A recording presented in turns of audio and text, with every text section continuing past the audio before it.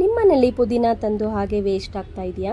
ಹಾಗಾದರೆ ಈ ರೆಸಿಪಿ ಒಂದ್ಸರಿ ಟ್ರೈ ಮಾಡಿ. ಕೇವಲ ಇದನ್ನು 5 ನಿಮಿಷದಲ್ಲಿ ರೆಡಿ ಮಾಡ್ಕೊಳ್ಬೋದು. ಅಷ್ಟೇ ಅಲ್ಲದೆ ಇದನ್ನು ನೀವು ಬಿಸಿ ಅನ್ನಕ್ಕೆ, ಮುದ್ದೆ, ಚಪಾತಿ ಕೂಡ ಸರ್ವ್ ಮಾಡ್ಬೋದು. ಮೊದಲಿಗೆ ಪುದೀನ ಎಲ್ಲ ಕ್ಲೀನಾಗಿ ತೊಳ್ಕೊಳ್ಬೇಕು. ಈಗ ಒಂದು ಪ್ಯಾನಲ್ಲಿ ಎಣ್ಣೆ, ಕಡಲೆಬೇಳೆ, ಉದ್ದಿನಬೇಳೆ, ಕಡಲೆಕಾಯಿ ಬೀಜ, ಬೆಳ್ಳುಳ್ಳಿ, ಹಸಿಮೆಣಸಿನ್ಕಾಯಿ ಹಾಕಿ ಚೆನ್ನಾಗಿ ಫ್ರೈ ಮಾಡ್ಕೊಳ್ಬೇಕು. ಈಗ ಇದಕ್ಕೆ ಒಣಗಿದ ಮೆಣಸಿನ್ಕಾಯಿ, ಹುಣಸೆಹಣ್ಣು, ಪುದೀನ, ಕೊತ್ತಂಬರಿ ಸೊಪ್ಪನ್ನ ಹಾಕಿ ಚೆನ್ನಾಗಿ ಬಾಡಿಸ್ಕೊಳ್ಳಿ. ಇಲ್ಲಿ ನಾನು ಕೊತ್ತಂಬರಿ ಸೊಪ್ಪನ್ನ ಕಡ್ಡಿ ಸಮೇತವಾಗಿ ತಗೊಂಡಿದ್ದೀನಿ. ಈಗ ಇದು ಚೆನ್ನಾಗಿ ತಣ್ಣಗಾದ್ಮೇಲೆ ಒಂದು ಮಿಕ್ಸಿ ಜಾರ್ಗೆ ಟ್ರಾನ್ಸ್ಫರ್ ಮಾಡಿಕೊಂಡು ರುಚಿಗೆ ತಕ್ಕಷ್ಟು ಉಪ್ಪು, ಸ್ವಲ್ಪ ನೀರನ್ನು ಸೇರಿಸ್ಕೊಂಡು ರುಬ್ಕೊಳ್ಬೇಕು.